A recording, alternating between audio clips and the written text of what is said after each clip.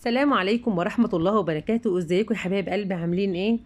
اهلا بكم في فيديو جديد النهارده، ووصفه حلوه قوي هتعجبكم ومطبخه. هنعمل مع بعض النهارده زي ما انتم شايفين كده الطعميه البيتي. قرص الطعميه البيتي بقى ده بقى بيبقى حاجه كده يعني ايه، موفره جدا. اولا، ثانيا هتنفعك جدا في سحور رمضان. ثالثا، حاجه انت عاملاها في البيت وضمناها والزيت بتاعك نضيف وكويس. مكوناتها بسيطه جدا، يعني مكوناتها حاجه مش مستاهله. جبت كيلو من الفول المدشوش ب 30 جنيه، وجبت معاه حوالي 3 بصلات متوسطين الحجم كده، مش كبار قوي.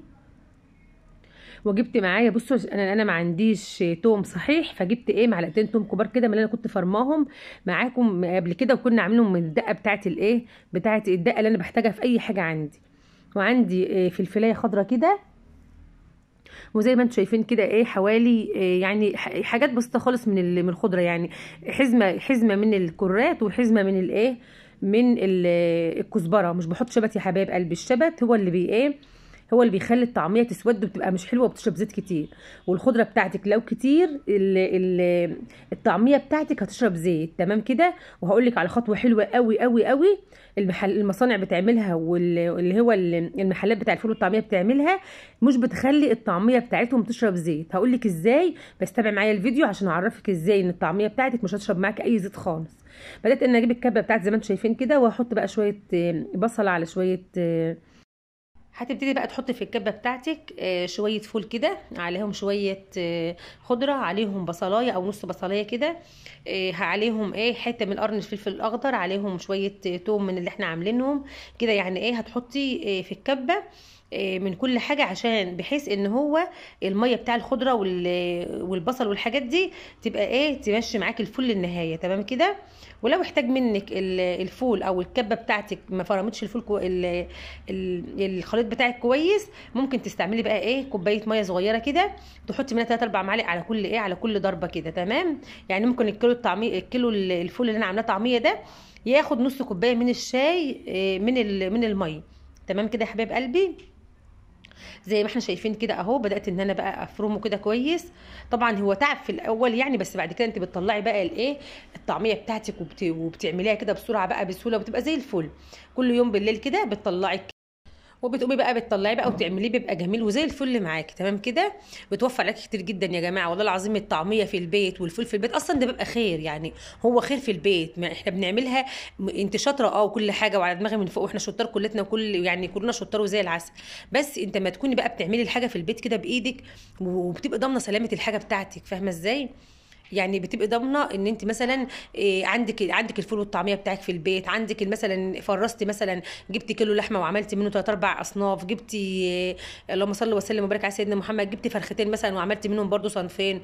انا ان شاء الله باذن الله هبقى انزل لكم منيو كده للشهر يا جماعه، يعني هنزل لكم منيو كده تعملوا فيه وصفات الشهر كلها، او اكلات الشهر كلها باذن الله بدون مقاطعه يا رب كده، من الفطار للغدا للعشاء. هبقى اعمل لكم باذن الله كل حاجه، واعمل لكم لها ميزانيه كويسه جدا. اللي عايز كده يا حبايب قلبي يسيب لي في التعليقات، وانا باذن الله هعمل لكم الميزانيه دي باذن الله بدون مقاطعه ان شاء الله يعني، وباذن الله تكون ان شاء الله في متناول الجميع.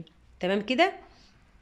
زي ما احنا شايفين بقى الحركه بتاعت المضرب دي بقى، تفضلي تضربي كده لحد لما تخلي العجينه في ايدك زي الكريم شانتيه كده، تفضلي تدعكي. يعني انا على فكره يا جماعه، بعد ما ضربت بالمضرب ده كده، رجعت عملت بالمضرب اللي هو التاني بتاع الكهرباء، لان انا ما كنتش قادره اعمل بالمضرب ده، فعملت المضرب بتاع الكهرباء. تمام. يعني بعد ما حطيت البهارات بتاعتي كلها، طبعا انا حطيت شويه بس كركم صغيرين كده عشان تبقى صفرة وحلوه، وحطيت شويه من الملح زي ما انتم شايفين كده اهو، 3 4 معالق ملح، لان ده كيلو وكان محتاج ملح كتير. تمام كده. وهحط بقى شويه كزبره ناشفين، بس الكزبره ناشفه مطحونه. تمام. طبعا زي ما احنا شايفين كده بقى، هتفضلي تفرمي كده فيها لحد لما تبقى عامله زي الميه في ايدك. هوريها لكم دلوقتي بقى دي بقى اللي بالسر اللي بيخليها ما تشربش منك زيت، وتبقى حلوه قوي قوي قوي، ان انت تقعدي تفضلي تدخلي لها هوا كده، وزي لما تيجي تشتريها من اي مطعم كده او حاجه، بتلاقيها زي الهوا كده معاكي في الكيس. دي بقى اللي بتبقى طعميه حلوه قوي. تمام. زي ما احنا شايفين كده يا حبايب قلبي اهو، بصوا بقى، انا ببتدي ان انا برضو يعني بايدي شويه وبالمضرب شويه، وبعد كده عملت بالمضرب اللي هو الكهربائي. تمام كده. بصوا بقى بعد شكلها بقى، بعد ما شاء الله لا قوه الا بالله كده بقت حلوه قوي اهي. تمام معايا كده.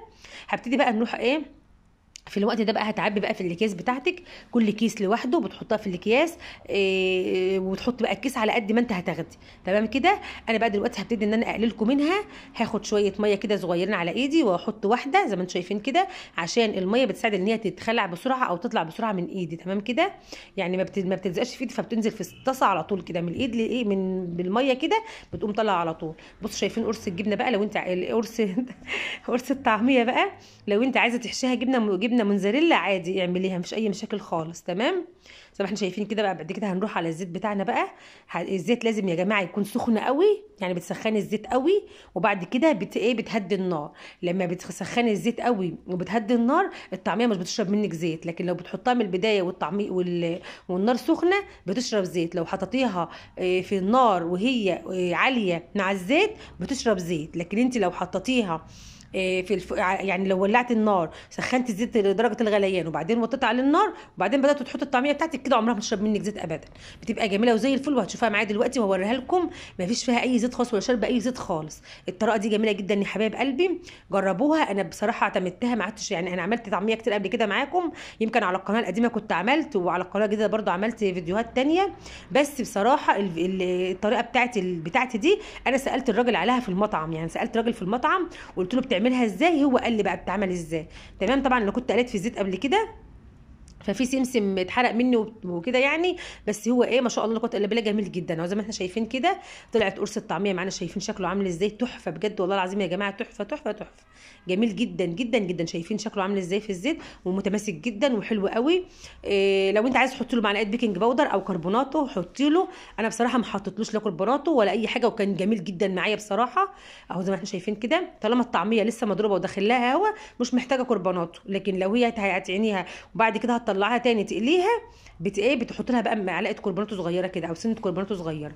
تمام كده. زي ما انتم شايفين الطعميه عامله معايا ازاي، تحفه بجد تحفه يا حبايب قلبي. طبعا انا هديت النار وحطيت الطعميه بتاعتي، بعد كده عليت النار لما خلصت كل الطعميه، بدات بقى تاخد وتدي كده وتبقى مستويه من جوه زي الفل، مقرمشه وجميله وتحفه تحفه بجد والله العظيم يا حبايب قلبي. بصوا بقى شكل الطعميه بتاعتنا لما طلعت بقى شكلها عامل ازاي، جميله جدا جدا جدا. بصوا عامله ازاي، تحفه تحفه بجد والله العظيم. شويه طعميه بقى جمال. اعملي زي ما انا قلت لك كده، الخضره بتاعتك ما تبقاش كتيره قوي، تبقى قليله فيها، التوم بتاعك يبقى مظبوط فيها عشان ريحته تبقى حلوه.